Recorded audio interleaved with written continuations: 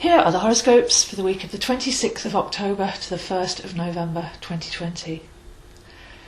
After last week's wonderful trines, Venus making trines to Jupiter, Pluto and Saturn, we are now feeling the winds change. We're on a bit of a tipping point, and this will take some focus and some centering. So throughout 2020 we've been stripped back to our core framework. We've been asked to value where we put our daily energy and to rebalance our lives, to value that energy and to be energised in return, as we've been stopped long enough to see the grid that we were in and where it wasn't serving us. So Venus leaves Virgo now with a parting gift of abundance, if we can get ready to receive. There are deeply repressed parts of us that don't feel that we should receive or that we deserve, and those are what we can focus on now to bring those up, with the Sun in Scorpio going deep into our inner waters. So the whole theme of this week is that tipping point, rebalancing, centering on us, our loves, our joys, our talents, and starting to build out from that framework, creating a life that's harmonious with us and rewarding on all levels.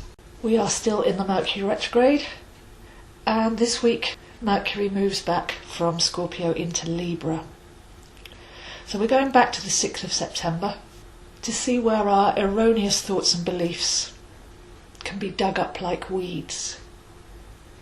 This is part of a great deprogramming, and we must observe and examine those thoughts and beliefs with focus and care. See what we're saying to ourselves, because the processing mind is on a stream of consciousness. It never stops, and the mind will try and run the show unless reined in and given a purpose. So this Mercury retrograde in Scorpio is showing us the connection between our processing mind, our subconscious waters wherein we repress and hold fears, doubts and limitations, and we're bringing those up to the surface with gentle focus and examination to eradicate anything that's been running as a program and undermining our well-being. So by Wednesday, Venus moves into Libra, the first degree, and Mercury moves back into Libra at the last degree. And this is where the focus starts to shift from the old work ethic, as we learn to prioritise a positive way of life and nurture our creative talents. So when we put joy and play at the centre of our plan, and we value our energetic contribution to the world, then we start to lose the desire for job titles and physical goals, struggling and striving and survival. So this is the great recentering that's going on at the moment. Open up to receive, release any blocks to deserving, and to know our passion so that we can create a more harmonious life for ourselves and be able to contribute our true frequency rather than fitting into a box or doing things out of obligation.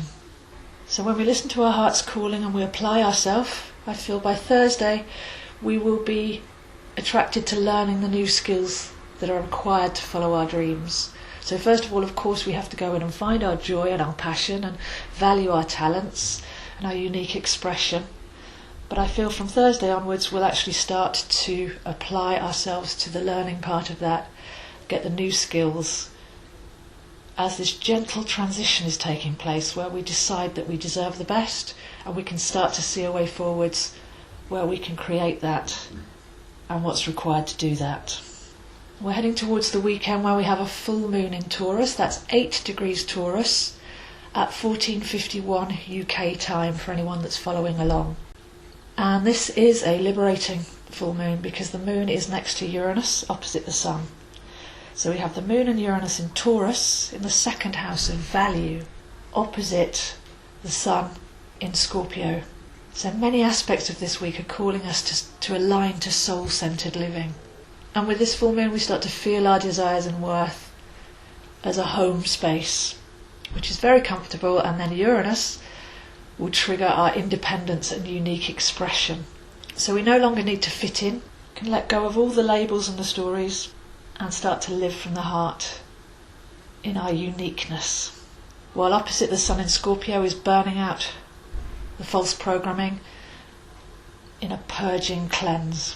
So together they offer us an opportunity to rise up and be who we came here to be.